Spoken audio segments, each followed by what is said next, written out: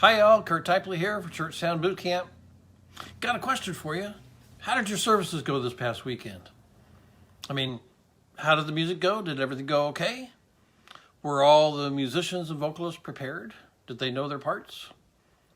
Was all the AVL gear prepared in advance, and did everything work correctly, I guess? Did any technical problems come up?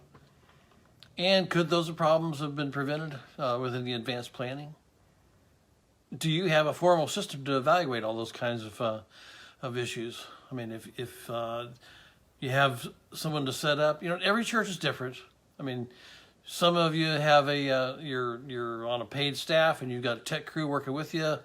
Others, you're completely volunteer and you're lucky to have people show up on a Sunday morning. So, or for whenever the services are, midweek service. So, I realize that sometimes you have to. You can only do what you can do, right? Do you have weekly production planning meetings? Again, if you're on paid staff, you really need to be having production planning meetings so everybody knows what's coming up for the upcoming weekend, and you can evaluate and debrief over what happened the past week. And who attends those meetings? Are you invited? If you're on paid staff, obviously you've got to be invited. But if you're a volunteer, do you even get notes on what went right, what went wrong?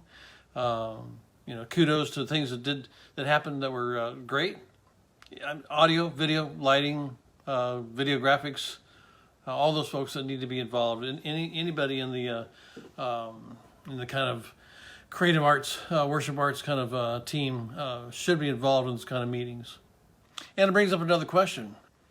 Have you done debriefing about your Christmas services? Again, not every church does a big event. Some churches do big pageants and drama pageants and or cantatas, those kind of things.